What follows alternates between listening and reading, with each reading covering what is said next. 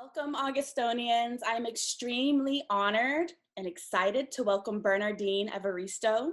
She is the 2019 Man Booker Prize winning author, dramatist, essayist, radio writer. She does everything. Her career has been very long and fruitful and productive, and always working on trying to construct stories that show different perspectives of the African diasporic experience, all the way from first century Rome to contemporary times. And it is very, very important that we understand our positionalities in different places in history, that we've always been here, and that we see multifaceted images of ourselves as Black women in an international context, because it's through that way that we gain a deeper understanding of the possibilities of our lives.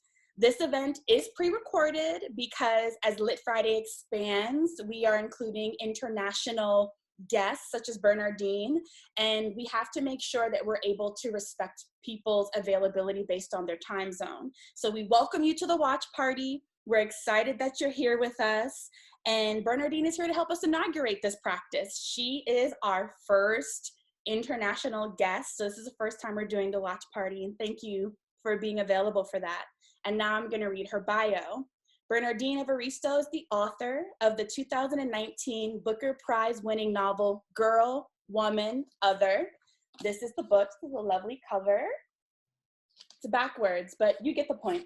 Her numerous other works span the genres of fiction, verse fiction, short fiction, poetry, essays, literary criticism, and radio and theater drama. Other fiction titles include Mr. Loverman, Blonde Roots, and Lara. That should be a book, right? Maybe you'll write one called Blonde Robots. Her writing is celebrated for its experimentation, daring, subversion, and challenging the myths of Afro-diasporic identities and histories. A staunch and long-standing activist and advocate for the inclusion of artists and writers of color, Evaristo has initiated several successful schemes to ensure increased representation in the creative industries. She is professor of creative writing at Brunel University, London. And for her extended bio, please visit blueflowerarts.com. That's where you can get the entire illustrious history of this very hardworking, creative artist that we're gonna speak to today. So we are elated, as I said in kind of like our preamble. We're so excited to have you. Thank you so much for being with us. And I just wanted to say, when I was doing my research on your career and I saw the photos of that hot pink pantsuit, I was in love. It's great. It's amazing. And now it's something I aspire to. One day I will have my own photo. But you are going to read for us something from your book or something you've chosen. We're ready to listen. Okay, well, thank you for that introduction, and hello everybody. Absolutely delighted to be talking to you from London in the UK. I'm going to read from Girl, Woman, Other, and I'm going to read from the opening pages. So it's a novel about 12 primarily Black British women. I say primarily because one character is non-binary.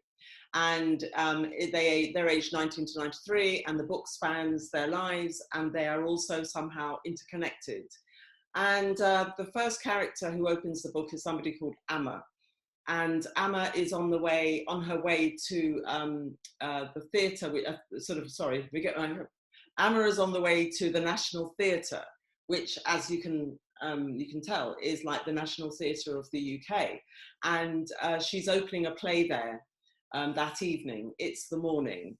And she's been in theatre for 40 years, and she comes from a very radical feminist background as a theatre maker, and she's always felt like she's on the outside, and now she's opening a play in the middle of in the heart of the establishment, and she's written it and directed it, and it's called The Last Amazon of Dahomey. So I'm going to read you a bit from the opening. Amma is walking along the promenade of the waterway that bisects her city. A few early morning barges cruise slowly by. To her left is the nautical-themed footbridge with its deck-like walkway and sailing mast pylons. To her right is the bend in the river as it heads east past Waterloo Bridge towards the dome of St. Paul's. She feels the sun begin to rise, the air still breezy before the city clogs up with heat and fumes. A violinist plays something suitably uplifting further along the promenade. Amma's play, The Last Amazon of Dahomey, opens at the National tonight. She thinks back to when she started out in theatre in the 80s, when she and her running mate, Dominique, developed a reputation for heckling shows that offended their political sensibilities. Their powerfully trained actors' voices projected from the back of the stalls before they made a quick getaway.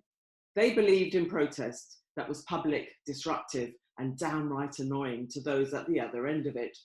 She remembers pouring a pint of beer over the head of a theatre director whose play featured semi-naked black women running around on stage behaving like idiots before doing a runner into the back streets of Hammersmith, howling. Amma then spent decades on the fringe, a renegade lobbing hand grenades at the establishment that excluded her, until the mainstream began to absorb what was once radical, and she found herself hopeful of joining it, which only happened when the first female artistic director assumed the helm of the National 3 years ago. After so long hearing a polite no from her predecessors, she received a phone call just after breakfast one Monday morning when her life stretched emptily ahead with only television dramas to look forward to. Love the script, must do it. Will you also direct it for us? I know it's short notice, but are you free for coffee this week at all? Amma takes a sip of her Americano with its customary Kickstarter extra shot in it as she approaches the brutalist grey arts complex ahead. At least they try to enliven the bunker-like concrete with neon light displays these days, and the venue has a reputation for being progressive rather than traditionalist. Years ago, she expected to be evicted as soon as she dared walk through its doors, a time when people really did wear their smartest clothes to go to the theatre and look down their noses at those not in the proper attire. She wants people to bring their curiosity to her plays, doesn't give a damn what they wear, has her own sod-you style anyway, which has evolved, it's true, away from the cliched denim dungarees, Che Guevara beret, PLO scarf, and ever-present badge of two interlocked female symbols. Talk about wearing your heart on your sleeve, girl. These days, she wears silver or gold trainers in winter, fail-safe Birkies in summer. Winter, it's black slacks, either baggy or tight, depending on whether she's a size 12 or 14 that week, a size smaller on top. Summer, it's patterned harem pants that end just below the knee. Winter, it's bright asymmetric shirts, jumpers, jackets, coats. Year-round, her peroxide dreadlocks are trained to stick up like candles on a birthday cake. Silver hoop earrings, chunky African bangles, and pink lipstick are her perennial signature style statement. Yaz, her daughter, recently described her style as a mad old woman look, mum. Pleads with her to shop in Marks and Spencer like normal mothers, refuses to be spotted alongside her when they're supposed to be walking down the street together. Yaz knows full well that Amma will always be anything but normal, and as she's in her 50s, she's not old yet, although try and telling that to a 19-year-old. In any case, aging is nothing to be ashamed of, especially when the entire human race is in it together. Although sometimes it seems that she alone among her friends wants to celebrate getting older, because it's such a privilege not to die prematurely, she tells them, as the night draws in around her kitchen table in her cosy terraced house in Brixton, as they get stuck into the dishes each one has brought: chickpea stew, jerk chicken, Greek salad, lentil curry, roasted vegetables, Moroccan lamb, saffron rice, beetroot and kale salad, jollof quinoa and gluten-free pasta for the really irritating fusspots. As they pour themselves a glass of wine, vodka, fewer calories, or something more liver-friendly if under doctor's orders. She expects them to approve of her bucking the trend of middle-age moaning. Instead, she gets bemused smiles and, what about arthritic flare-ups, memory loss, and hot sweats? There you go, little taster. So that's one of the things I wanted to talk about right away, is the characterizations are so rich. And even in the beginning, as you talk about Yaz having this ageism around her mother, there's still so much about her mother that reads as contemporary to me. Even the menu she eats with her friends are things that are kind of, you could find in like a millennial dinner, or even like, you know, a Gen Z dinner. And so I wanted to talk about just not all the 12 characters, but as a collective, a lot of conversations about girl, woman, other, have kind of focused almost exclusively on race. When I was doing my research, I noticed that gender kind of slips into the conversation. But these characterizations are so specific and rich and strong. The novel almost reads like a manual of tolerance and love. All of these characters have issues with each other's personalities and issues with each other's politics, but there seems to be tolerance as a way of loving and love as a way through tolerance. Can you talk to me about how you constructed this like extended community and just that aspect of there's love and tolerance there, and how that works for you as a writer as you're making your characters? Yes. So interesting, because I think the book is actually, it's a compassionate book, and it's written from a compassionate position. So it's my 8th book. So I have had a lot of experience of writing characters, and I began writing for theatre. So even before I started publishing books, I was writing characters for theatre. So in a sense, this book is the culmination of nearly 40 years of writing characters. And I love it when people say to me, oh, your characters are so rich, they come alive, they're so distinctive.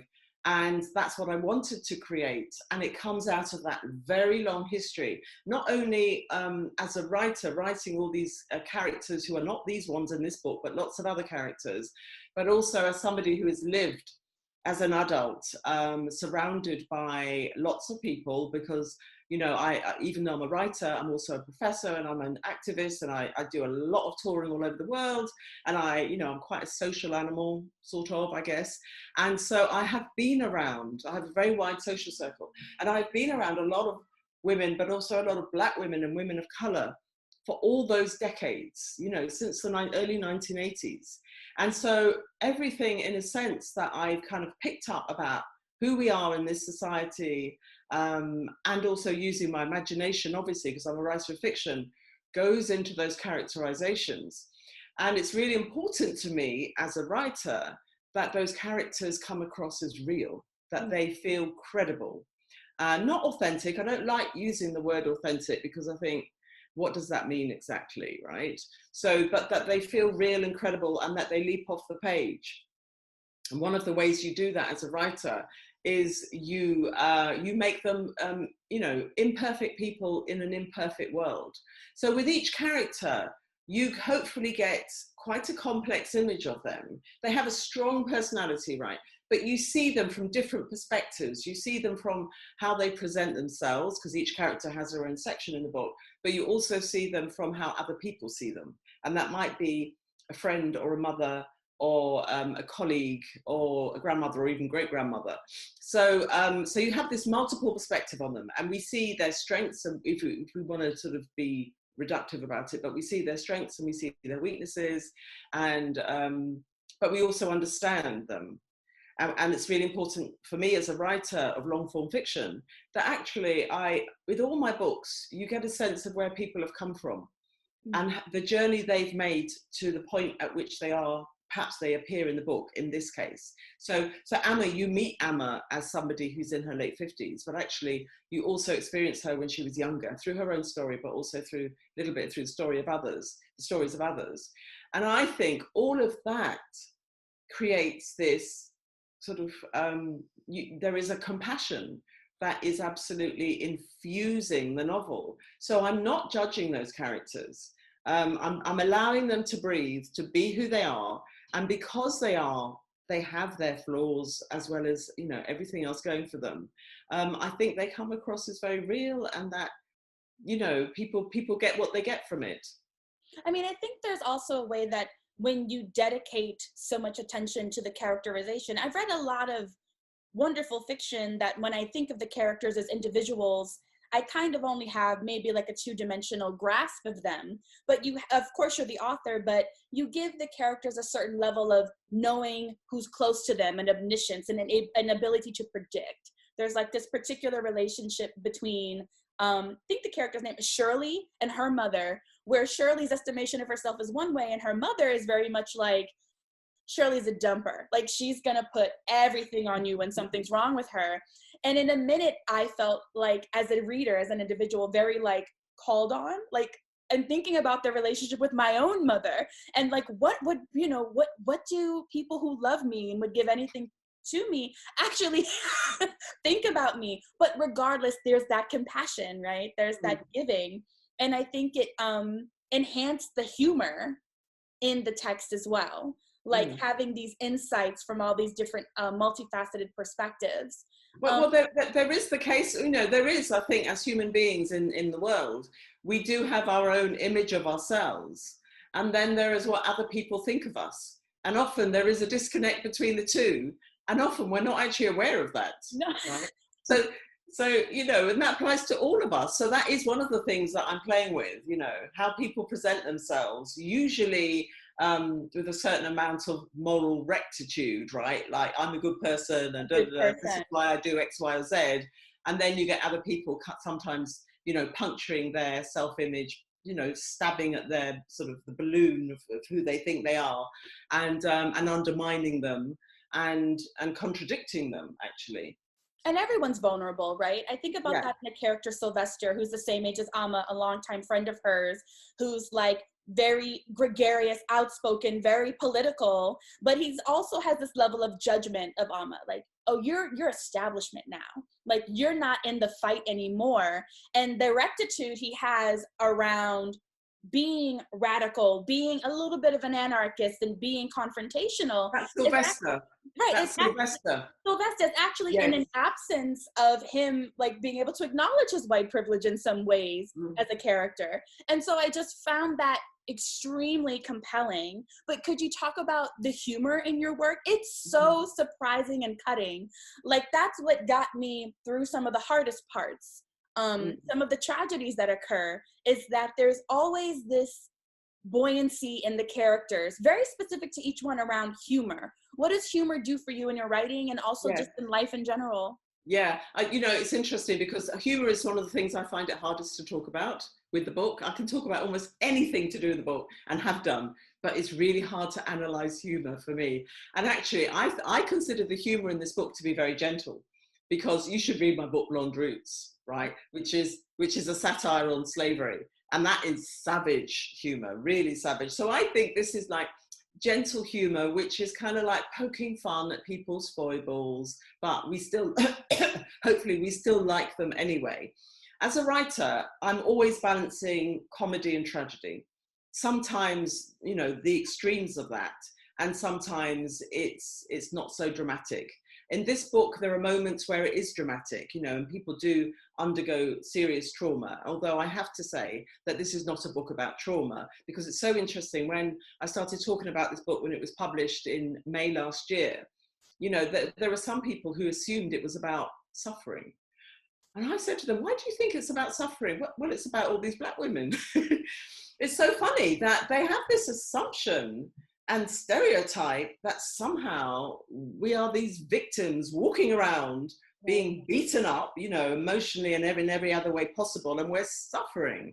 And I'm not interested in writing that. I'm absolutely not interested in writing victims, because I don't think that gets us anywhere. I want to write characters who have agency. So the book isn't about suffering, but it is, people do, obviously, 12 characters, over 100 years, obviously there are going to be moments where some of the characters do suffer, and some of them are struggling, and maybe they're all in different ways struggling to a greater or lesser extent. So there's that. But then the humor for me is what makes writing fiction worthwhile. Because if I don't have humor in my writing, I feel it's failed. I need to be able to read my work and to be laughing. And some of the characters in the novel make me laugh still. And people find it strange when I say, oh, I'm very entertained by Yaz, or I'm very entertained by Hattie, the 93-year-old farmer. Yeah. And they're like, what do you mean you're entertained, but you're the writer? Yes, I'm the writer, but at the same time, I'm enjoying my creations. Because I feel, I don't know where it comes from, but when I was writing in my 20s and I was writing poetry, I think my aim was, and I was a very different kind of person then. I was quite angry, and I was sort of coming into my own, and I was understanding how, racism worked, and the patriarchy and all the sort of ideology around that and resistance to it. and I wanted to make people pay, right? So when I wrote, I wanted people to cry. I wanted them to cry with me. And, you know, I mean, I don't know how I survived this long, but, you know, in the 20s, I would have like a bottle of whiskey, or a bottle of Cointreau, or a bottle of Drambuie, really thick, sickly liqueurs, you know, Cointreau and Drambuie. And I'd have the Cointreau on its own, and I'd mix the whiskey with the Drambuie. And I would chain smoke Marlboro light cigarettes, and I would be writing late at night. So I'd get into the zone probably about 10 or 11 o'clock at night, and I'd basically get drunk and hopefully write some poetry before I got drunk. And then in the morning, I'd see what I'd done, you know, what I'd written, and it was usually a mess, right?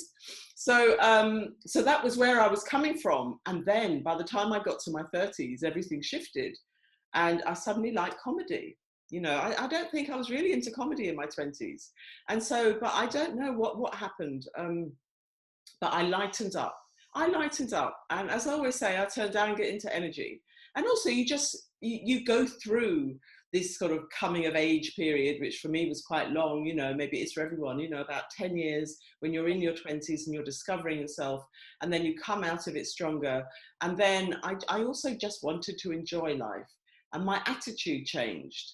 And that's when my writing started to have humor in it, because it didn't have humor in it much up to that point. So it's probably in my second book, Lara, where my sort of, you know, my sense of humor started to permeate my fiction. And so I think for me, what the humor does, it shows me that the writing is kind of, it's got its own unique qualities to it. Maybe that's what I think. And so when it doesn't have the humor, it's almost as if I feel anybody could have written it. You know, the prose feels flat, but the humor elevates it into something else, and the humor comes and goes. It reminds me of that saying, you have to be able to laugh at yourself.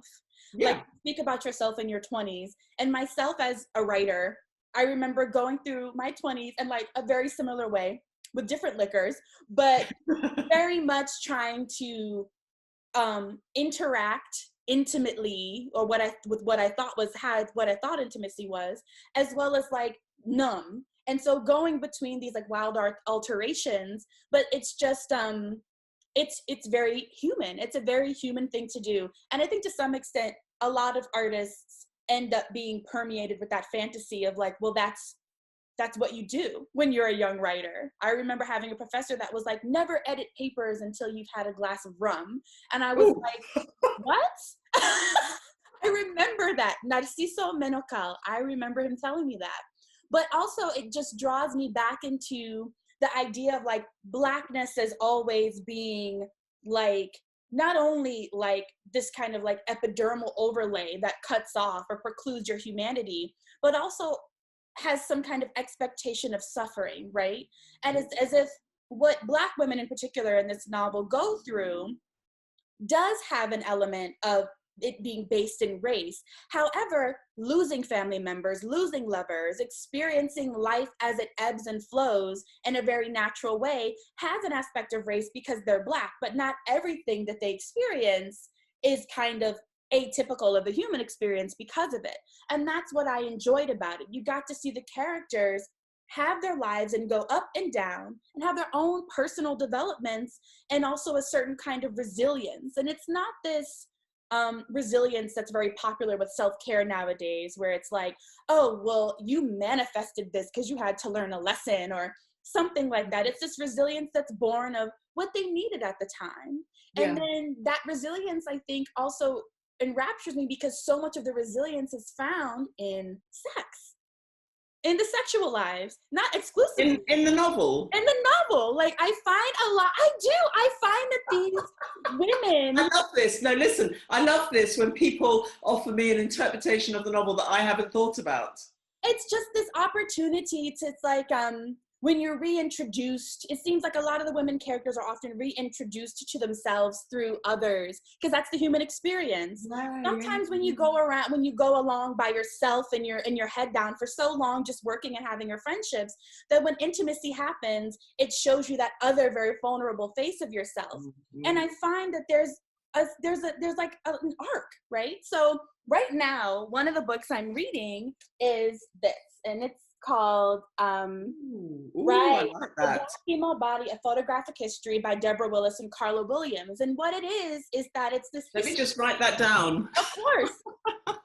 I can like send you whatever you need. Yeah, send it to me. Yeah. It's this historic map via photography of how Black women's bodies have been overdetermined by the white male gaze, starting as soon as like the 15th century in a Portuguese poem, and coming up to the present. And it does this very, very deep analysis about agency, vulnerability, but also about the economics that were behind how the Black woman's body became overdetermined as either being like the Jezebel or the mammy figure. And it goes between predominantly the United States, France, and England, studying these, in Africa, studying these like photographic archives.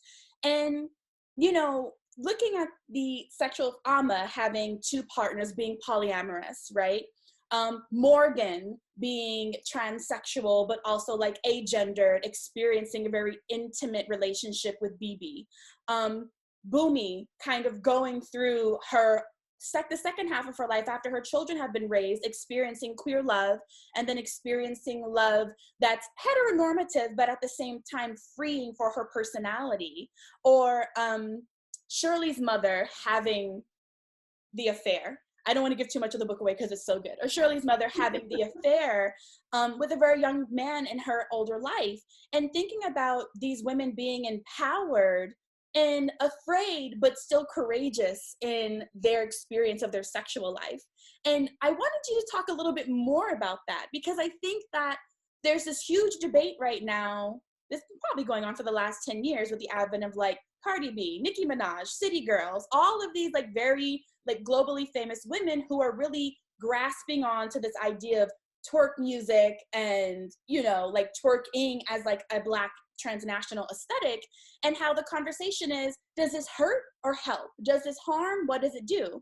And so I think that your characters kind of stand up intergenerationally in this conversation. So how do you see the sexual narratives of your women characters, your Black women characters? That's so interesting. Can you tell me what talk means? So twerking, T-W-E-R-K. Oh, twerking. Twerking. Oh, I call it twerking. Okay, Yes. okay. And so, yeah. You know what I'm talking about now. Yeah, I know what you mean. Yeah, Right. yeah, sure. It's like isolation, hip abdomen based isolation dancing. Oh yeah, I know twerking. Yeah. It's interesting. So in terms of the women and their sexuality and their relationship to desire, I definitely didn't want this. For a start, the book could not be a heterosexual novel, because that felt to me like it wouldn't be true to life. And then I also didn't want to have a token gesture to queer relationships. So actually a quarter of the women are in some way queer or have queer experiences. And that was really important to me. And I'm really proud of that, actually. And real. Sorry? And real. It's real. And one of the reasons I'm so proud of it is because this book now in the UK has gone out to Middle England. And I think it's probably blowing some of their minds, you know, because they're reading it because it won the Booker and it's a bestseller.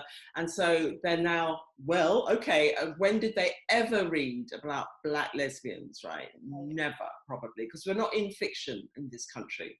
I mean, I can say that almost categorically, we do not exist in fiction, or Black lesbians do not exist in fiction. I used to be a lesbian, I'm not anymore. So, So I had all these different relationships. And as you said, you know, the thing about when you're in intimate relationships is that as a writer, it is a chance to show people's vulnerability and to show their intimacy. So, and also to explore the power dynamic between relationships, and also just to explore wider issues. And I think that's always something that I do with my novels.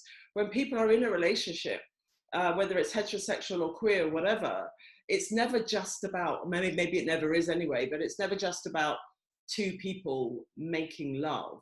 It's always about so much more than that. And I do pack this book out with lots of layers of meaning. And that is partly because it's written in this experimental fusion fiction, but also have a background as a poet. And that is where you do compress a lot of ideas into not a lot of text. So I'm exploring sort of wider things. And also because I wanted to explore the multiplicity of Black British womanhood, it was really important to me that no two women would have the same kind of trajectory or be in any way the same, even though they might have a similar starting point, such as Amma and Dominique or Amma and Shirley, but they're all very, very distinctly different. And then one of the most interesting things about the way in which I think I explore relationships is that there are women who are having sexual encounters, but they're not relationships. Well, some of them are sexual encounters in or without, or not in a relationship, where the power dynamic is really acute. So, for example, two lesbians in an abusive relationship, which was really, I loved exploring that, because I knew nobody had done that. And I knew that often lesbians are kind of, they're almost like protected. Mm-hmm. They're like a protected species, and they're idealized and mythologized, and I didn't want to do that. And even straight people, of course, many straight people are reading this book and they're really shocked at the power dynamic between that lesbian relationship, which I won't go into anymore.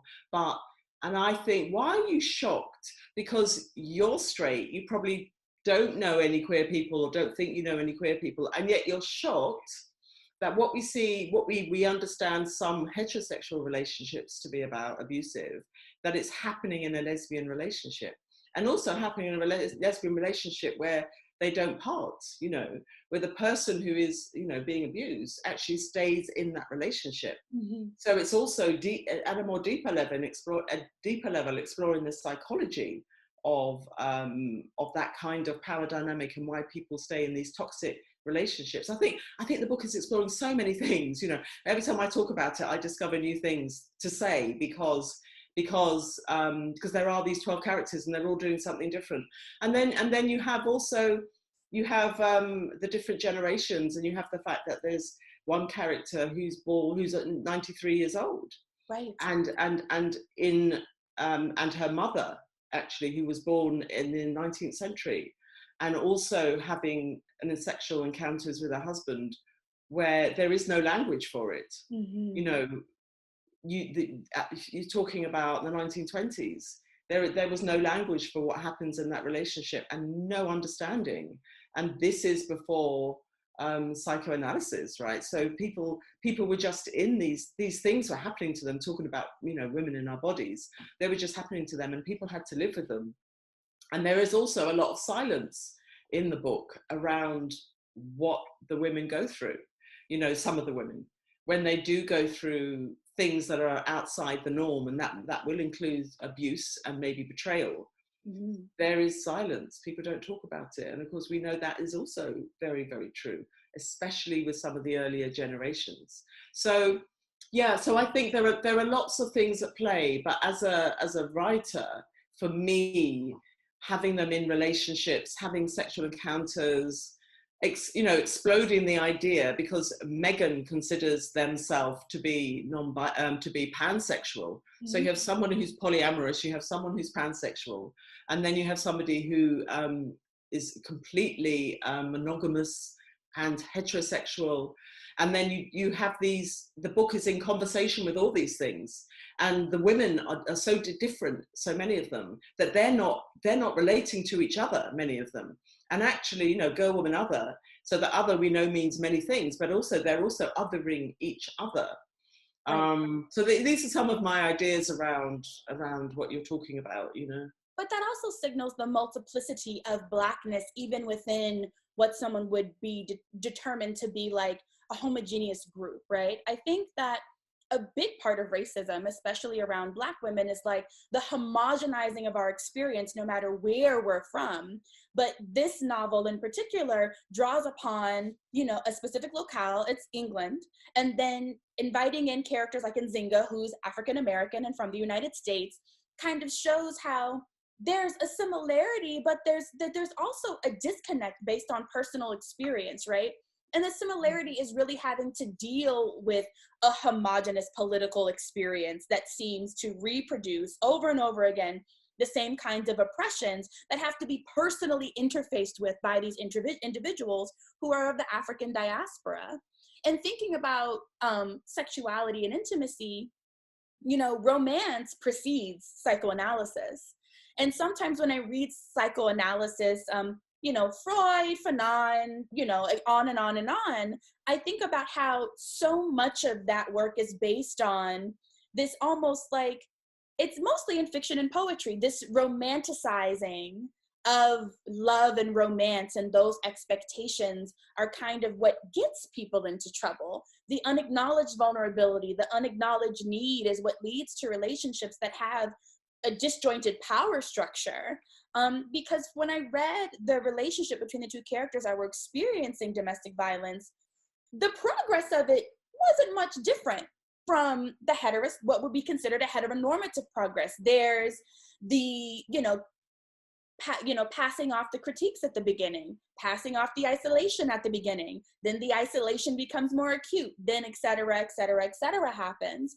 And also how delicate you were, and not really having it be all about like the physicality, which is definitely a part of domestic violence and was in their relationship, but it was also very much mentally disconnecting somebody from themselves and emotionally disconnecting someone from themselves. And I think that that's is part of why I loved reading this so much, because I could see how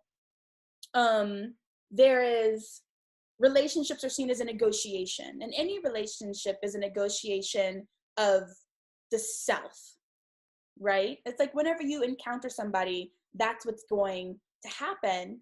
And so because we're talking about like Dominique and Nzinga, that lesbian couple who had the interaction, I wanted to talk about transnational Blackness as well.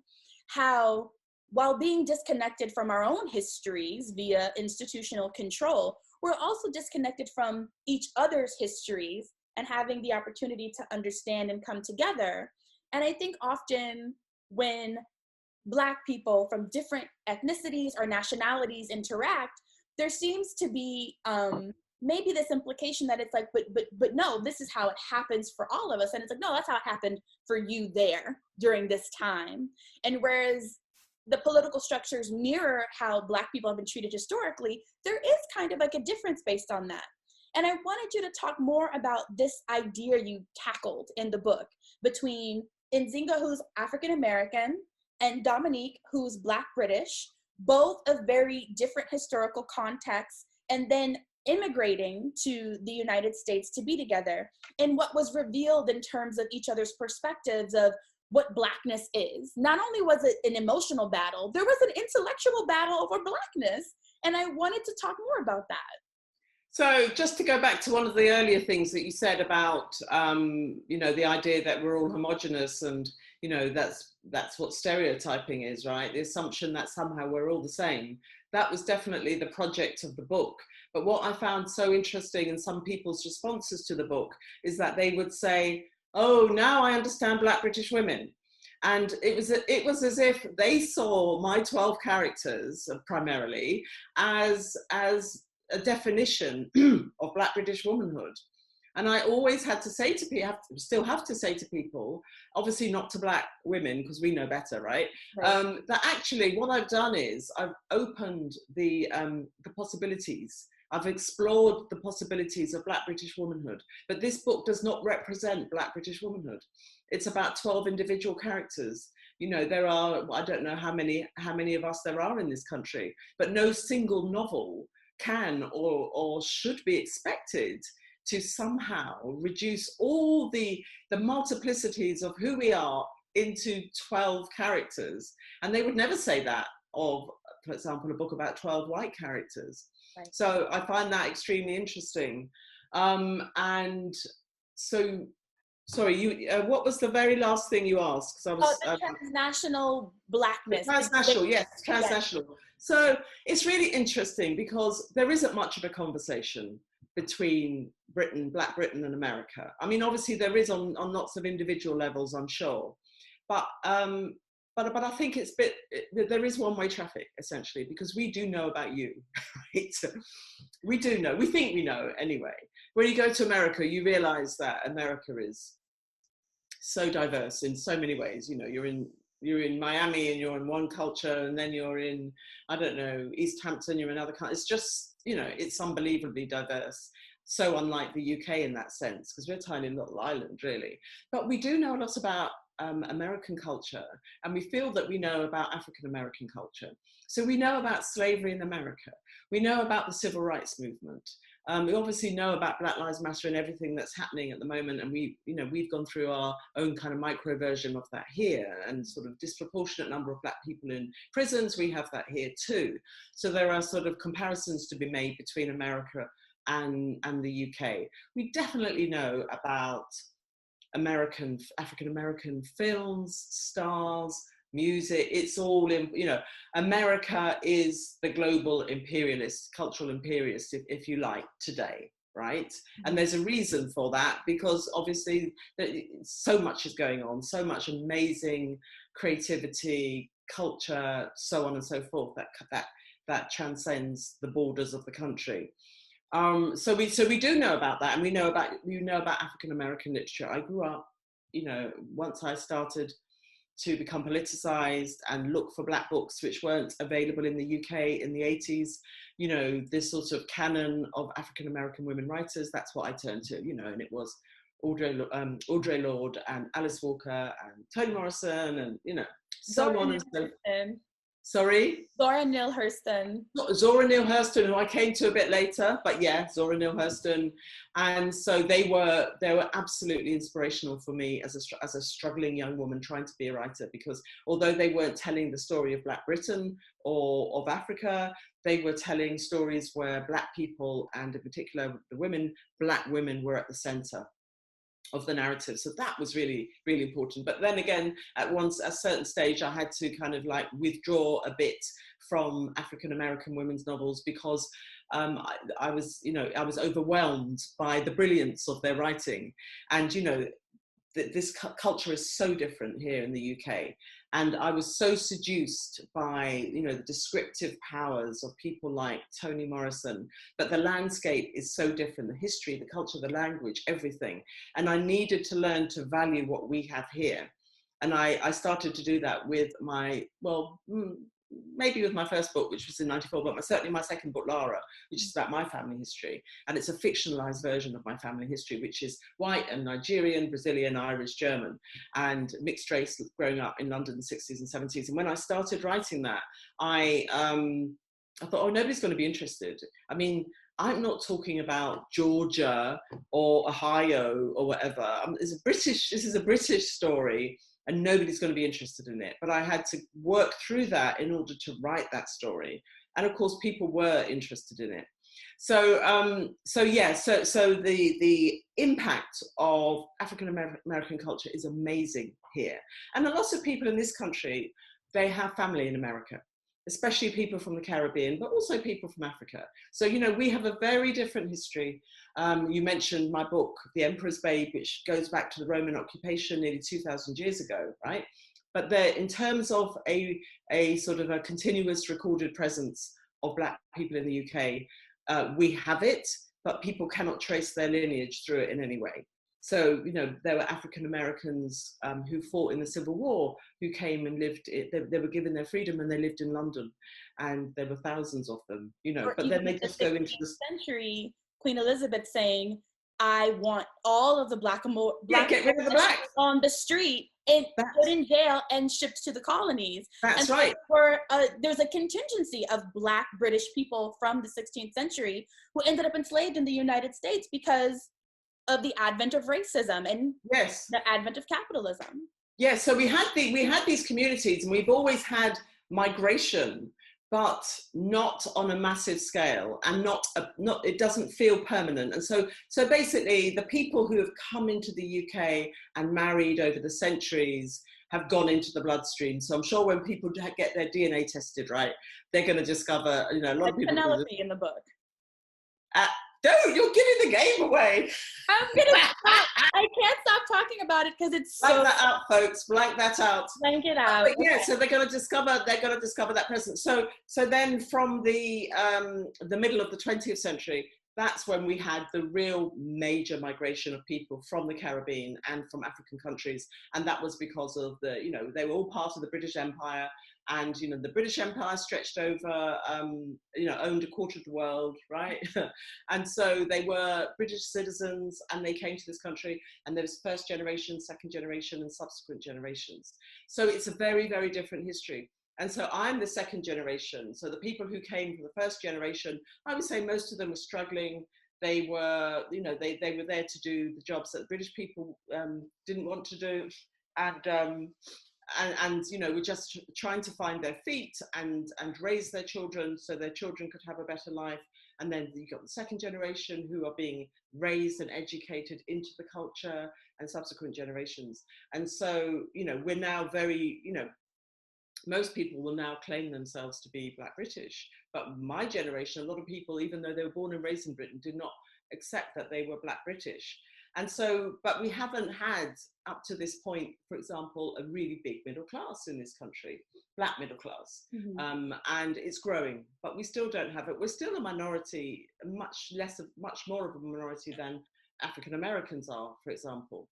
And then we have all kinds of issues around equal rights, access to every area of society, discrimination, you name it. You know, one of the things that really inspires me about America is that you have a really solid middle class, you have a powerful Black political class, Black middle class, and you also have a very powerful academic class. You know, people who are in the academy working at every level. So we have about 20,000 professors in the UK. They are, so in the UK, a professor is the top level of academia. So if you go into academia, there are all these other levels. You know, you go in as a visiting tutor, a lecturer, senior lecturer, and you climb the, you know, if you can, you climb the ladder, and eventually you become professor. So there are 20,000 of them, and there are about 25 Black women, right? Wow. 25, I'm one of them. So it's so different. And there aren't that many of us writing either. So I love the fact that my book has now gone over to America and people are encountering it. And probably for a lot of people, it is opening their eyes about, you know, Black British society and history. But for the books that have existed, most of them have not crossed the Atlantic. But so many of your books continue to come over here. So Brit Bennett's The Vanishing Half, we're all reading that. Great book. So that relationship is I feel it's a one-sided, has always been a one-sided relationship. We're like the sort of second cousins.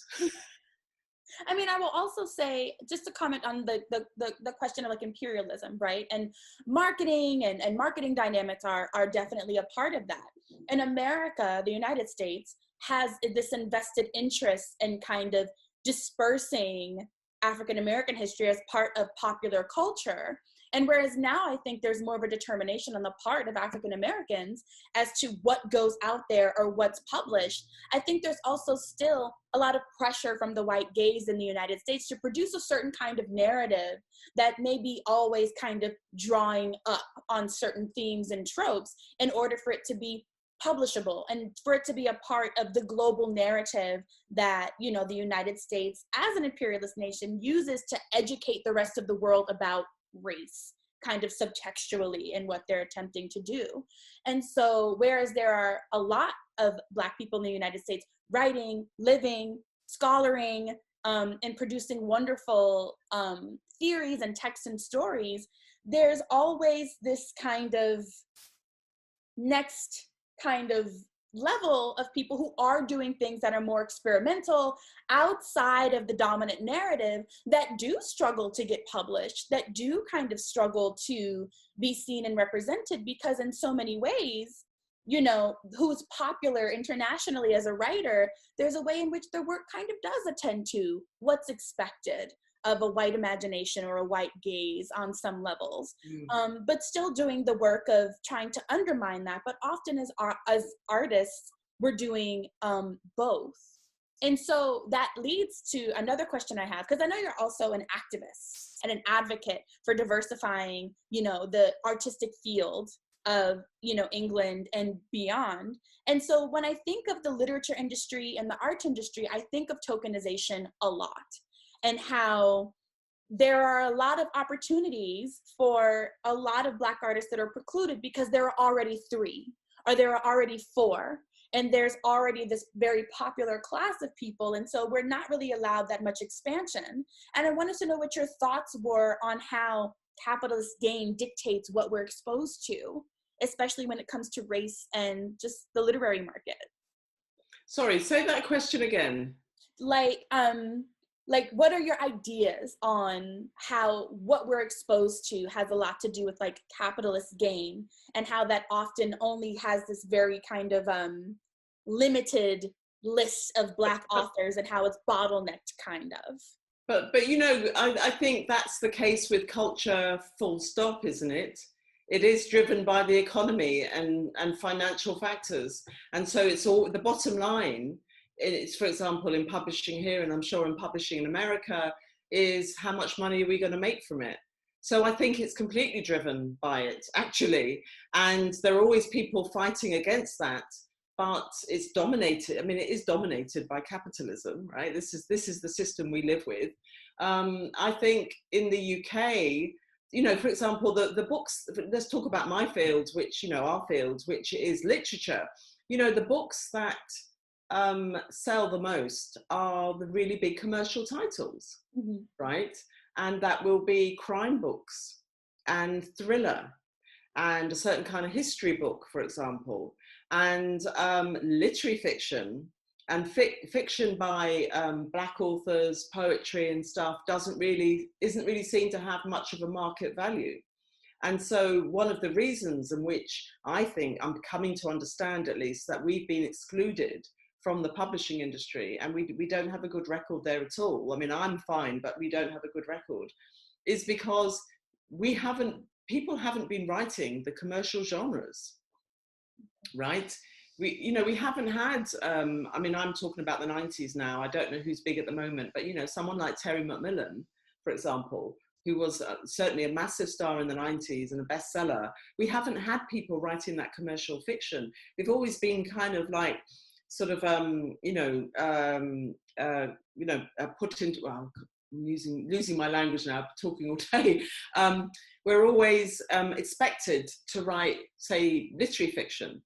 And so if we're not writing those big genre books, then we're not going to be making the publishers much money, and they're not going to be interested in our work. So it's really, really interesting for me, because I've been on the bestseller list in the top 10 for something like 35 weeks off and on. And so I'm really paying attention to the books that are on those lists. And other than around the time of Black Lives Matter, when everybody was curating Black and Asian reading lists and wanted to kind of educate themselves on what was going on, those lists are completely dominated by the Stephen Kings and the James Pattersons, and who else is there? Big, huge American writers, mostly, who are making the publishers a lot of money. So it's a business. Publishing is a business. They need to generate income. It's not a charity. It's not a philanthropic branch of society, and that's the reality. And so we need to be in there writing those books that are going to sell. You know, and my book is selling now, right? But it needed that huge boost of the booker to get out there and to reach a wider readership. But it's an interesting question. But you know, it's all about capitalism, isn't it? Yeah.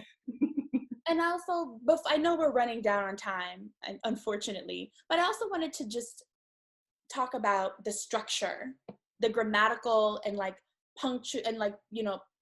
punctuation structure of the novel itself, because the period is very precious, rarely seen. The comma acts as breath. The line breaks, you know, coming from poetry, allow a reader to understand when someone else is going to speak, or when there's been a change in thought, or there's a change in scenery happening. The star that lets you know that time has passed, or a major setting is changing. And so I think of a lot of other writers who've used these forms. I think of Gertrude Stein, of course. I think of Clarice Lispector, with the not often used period, but the very strong presence of the M dash everywhere. The use of different kind of italics. I think of also how Zora Neale Hurston in her book Sanctified Church is kind of like the playbook that a lot of African American authors especially reference when it comes to trying to standardize kind of like, what is avant-garde? How do we create like a diagram structure for Ave, or also known as Ebonics and stuff like that? And so I see all of these influences, but it just flows. It almost helps how multivocal or multi-voiced the book is. And it helps, it helped me as a reader kind of feel like I was getting on a train and I was dedicated to getting to the end, no matter how many different ways it had to go. Because at the end, I understood that there is supposed to be this understanding that life happens in so many ways and in so many different, and for so many different people, that it's just not a luxury, but like a privilege. Like Alma said, it's a privilege to be able to get older. And it was a privilege to be able to experience so many lives in the book. So it's like, could you talk about your influences in grammatical and like punctuation structure? What inspired you to do this like interdisciplinary format for this book in particular? I know that using form in prose, poetry, and other kinds of poetic forms is common throughout your war of work. But in particular for girl, woman, other, I was just like very, I was made very happy by the structure. Yeah, you know, I call it fusion fiction. That was the name I came up because it felt like the most appropriate way to describe how the novel is, the novel flows on the page. So the ideas, the language, the narrative, it all flows in a way that wouldn't be able to do if I was using full stops, because as you know, the book's divided into sections. Each woman has her own chapter, and at the end of each subset of each chapter, there's a full stop. But before then, there isn't. And the only punctuation is commas. So there is I think it's a very free-flowing reading experience. And that form, that fusion form, where the full stops don't stop you, you know, don't stop my ideas, don't stop the reader, meant that I was able to compress so much about the women's lives into each chapter. So as you read it, you know, by the time you get to the end of the chapter about Amma or Yaz or Dominique, you know, you probably have a really strong sense of them, because I've kind of used the compression of poetry, although I don't really call the book poetry, but I've used that kind of compression and intensity to explore so much through the shape of the text on the page, so that it is like a stream of consciousness. And then it's also called a fusion fiction because all their stories are fused together. And so it feels to me like you're riding this sort of wave of their subconscious, and you just sort of float through the book. You know, you're in Amma's head, but you're also seeing her from the outside, because don't forget it's written in the third person, but it's close third, so it feels very intimate. You really hear her voice while she's not actually speaking most of the time. So you're floating along, and then you're into Yaz's consciousness, and you're seeing things from Yaz's perspective, and then you're in Dominique, and then whoa, then you got Carol, completely different, kind of not connected, but then you discover that there are connections. And so for me it's fusion fiction. And also as a writer, in terms of my practice, it was very free to write, very hard to edit, understood why you need a full stop, understood why you need paragraphs, and that's because it's 120,000 words. So I'm not writing short poems in that form, I'm writing like huge chunks of text. So really, really hard to edit it for many reasons, not least the time, juggling all the time frames, but also just seeing what I've done, because, you know, when the writing is so free flowing, there's a lot of trimming that needs to happen. And that was really hard to do. It took me a long time to edit, and I needed help for people to look at it and to help me kind of like see where I needed to work on it. And it's also a form that I used in my previous book, Mr. Loverman, but the book is a parallel narrative. There are two. Well, there's one main protagonist, a gay 74-year-old Caribbean man, and then his wife, Carmel, is the secondary protagonist. And I kind of used that form, but a little bit more poetic for her sections, and I absolutely loved it, because I felt that it was just so liberating for me as a writer. I can track the origin of that form back to Ntozake Shange's The Colour Girls Who Consider Suicide and the Rainbow's Enough. Now, she didn't use that form, don't think so anyway, but I saw it on stage, when it came to London about 1980. Unfortunately, at that time, theatre was empty. Today, it would be packed. But I was just blown away by it. Stage performance, 7 women, different stories, kind of like flowing into each other. And then, of course, the book stands up as a poetry collection anyway. And I think that shaped my theatre practice, which when I left drama school, I formed Theatre of Black Women, which was Britain's first Black women's theatre company. And actually, Paulette Randall was, I formed it with Paulette Randall. We were at drama school together, and somebody called Patricia St. Hilaire. And the reason I say Paulette Randall is because I know for a long time she was on, and this is the August Wilson Centre, no, August Wilson, yeah. Right. She directed a lot of his plays in London. So some people might recognise Paulette's name. So we left drama school, we formed this theatre company, we wanted to create theatre. We'd spent 3 years training to be actors, but also learning how to create your own shows, because that was the kind of course I was on. And then we decided, you know, really influenced by Ntozake Shange, and then decided that we were going to just do our own thing, and started writing. I started writing theatre through poetry, and felt that I did not want to box my creativity into these sort of existing theatrical conventions that I did not feel I was a part of in Britain. And most definitely wasn't a part of it 40 years ago.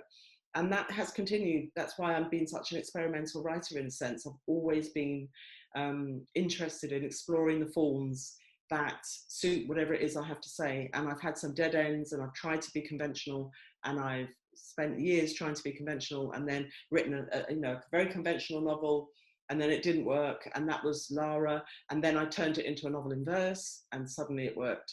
I haven't got time to go through that, but yeah, always trying to find the form that works for whatever it is I want to say.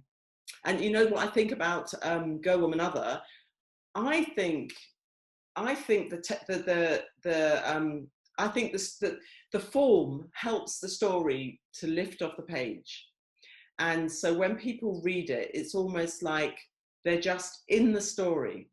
They're flowing in the story, they're connecting to it. And it's almost as if, and this may sound a bit weird, but it's almost as if the language disappears because of how it's been written in that kind of very unconventional way, where you're just kind of like, as I said, kind of floating along with it. There are moments in it that are very imagistic. And I did have that in my notes, where there were times where I did feel like I was watching a movie, or I felt like, especially in the last chapter, I just felt like I was just sitting there. Like, yes. I felt like I was sitting on a bench in that setting, in that scene, and just kind of watching everything happen. And it was very immersive for me to not have to kind of attend to, because sometimes I think when you have complex sentences or compound sentences, there's a way where even when they're done well, you might have to go back and look again. And, to make sure you're kind of reading things in their priority correctly. But I didn't have to do that. My mind was able to kind of take in all of the sensual experience of the read, of everything I could taste, see, smell, and hear, and the voices of the characters as my mind delivered it to me, that kind of took me. Yes. Can I just say something that I was going to say earlier? And that is that because I began writing for theatre, and I began professionally writing my own plays, one woman or two women plays. And so I was writing my work, but then also performing it as an actor, which is very different to performance poetry, right? Because what I was doing was completely inhabiting the parts that I'd created.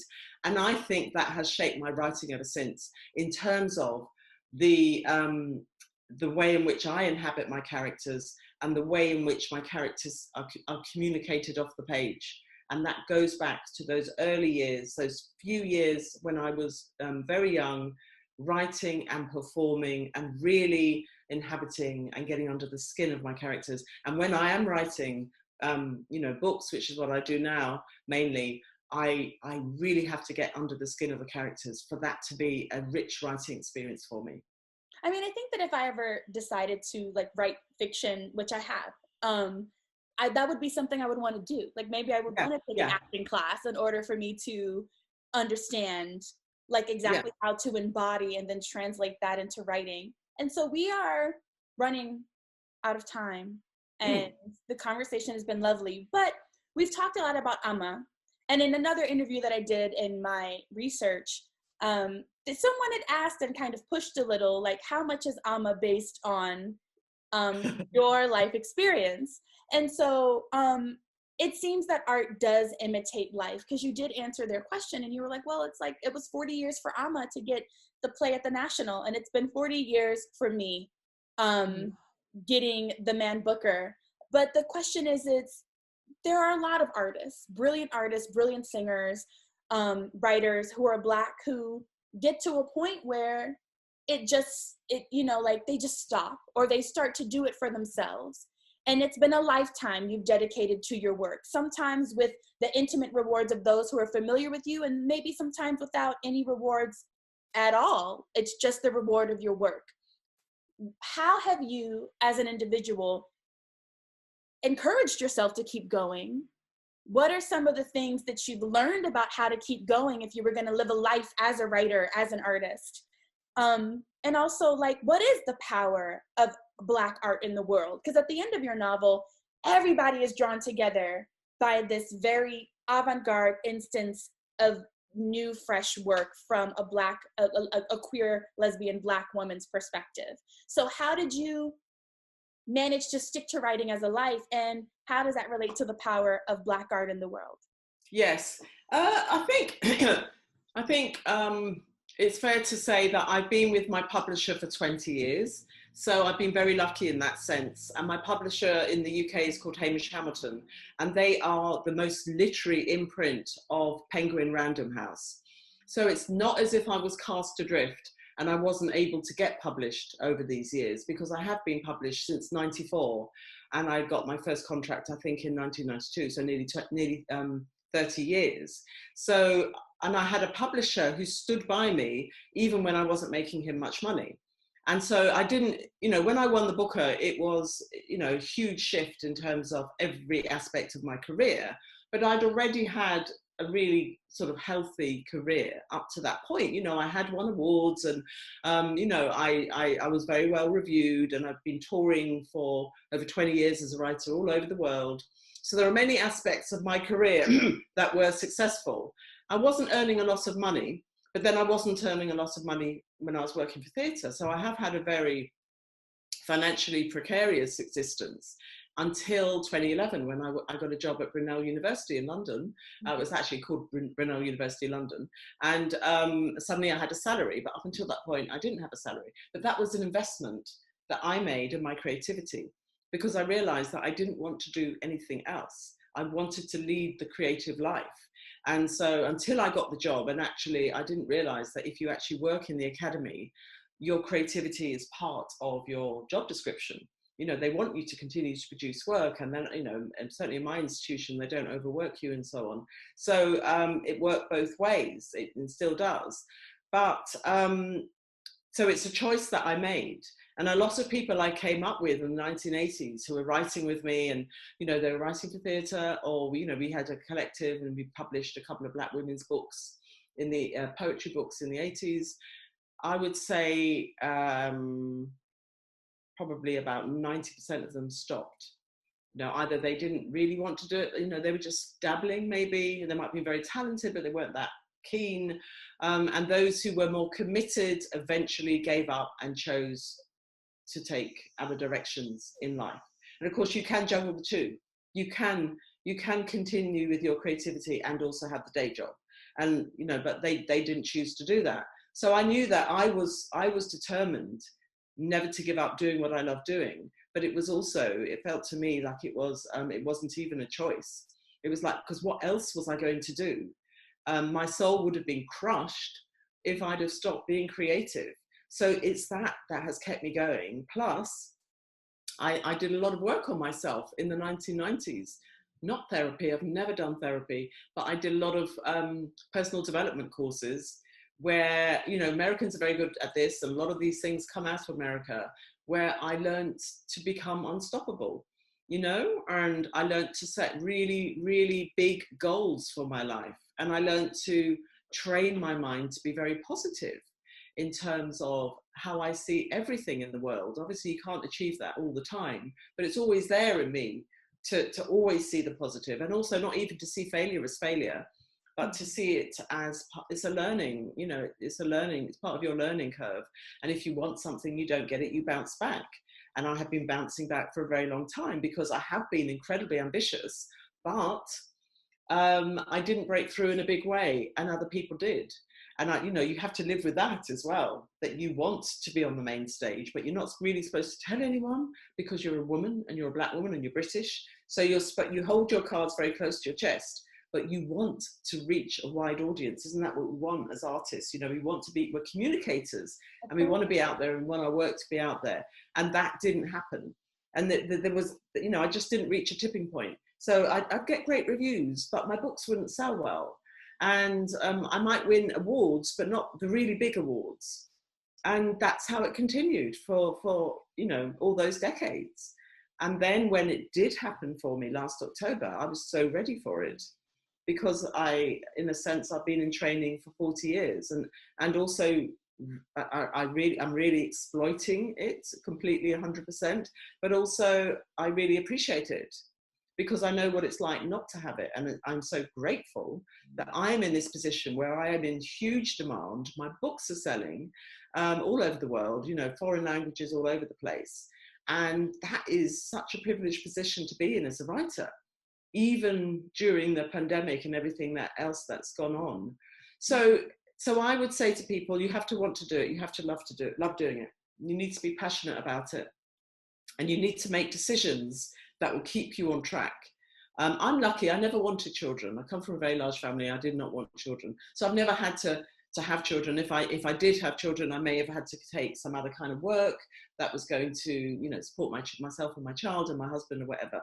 So you know, it's about total 100% commitment to the craft. It's about believing in yourself. It's about finding the support networks that will help you to continue. It's about developing your craft.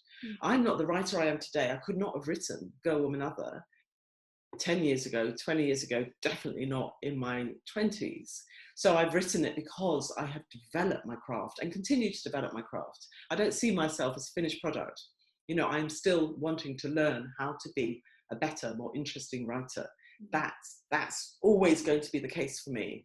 And then you have to be resourceful, you have to be tenacious, you have to not just bounce back from the setbacks, but you also need to, you know, make the connections with people that you need to make to keep going. If it helps to have a portfolio career, have that portfolio career, so that you're not committed to any one institution, but you're just juggling lots of other things, but you're still able to write. It's about creating a support network in your life through your paid work, if you're not being paid for your writing, your paid work, your relationships, your family, you know, your networks, so that your living situation. I lived very cheaply for a very long time and didn't have my own home until 5 years ago, right? So a lot of people would not accept in this country. They would have, you know, a lot of people went off and got mortgages. They got jobs and they got mortgages. I never did that. And it's all come well now, right? But for a very long time, I was like, wow, I don't have a car. I don't have a home. You know, my career isn't breaking through in the way that I want to. And what gets you through that is all those things and incredible self-belief and strength. Thank you. I think that's all. And also, like, thinking about acknowledgements. When I read the acknowledgements of writers' books, when you talk about community and support, sometimes the people that keep you creative and creating aren't other artists. Yeah. Sometimes it's the most intimate person. So many acknowledgements start with, I want to thank my grandmother for reading. I want to thank my sister for reading this. Because it is people who can give you like an outside perspective. And I think that that's all wonderful advice, right? It's the advice of taking responsibility for the self, but it's also the advice of just being realistic about the world you're moving in as well. Yes, and just one more thing. If you can, stay away from the naysayers, right? Because they will destroy you. You know, so I'm going to be working on a new novel next year, and so many people are saying, what is it? What is it? And I'm not going to tell them. They will find out when that book is published, because, you know, especially, well, you know, with your creativity, you have to be really careful about protecting it and be really careful about who you share it with and at what stage you start to talk about it. A lot of people... I'm going to quote you, don't feed your dreams to the lions. That's it. Don't feed your dreams. That's it. Don't feed your dreams to the lions. And they may be the closest people to you, right? I remember my mother saying to me years ago, and I haven't thrown this back in her face, but I remember saying to me, well, you know, you don't, people are never going to buy your books. Oh. She's being kind. She's preparing me for failure, right? Oh. And I haven't said to her recently, Mom, have you seen how many books I'm selling? But, you know, so you have to be really, you have to protect it. You have to protect your creativity.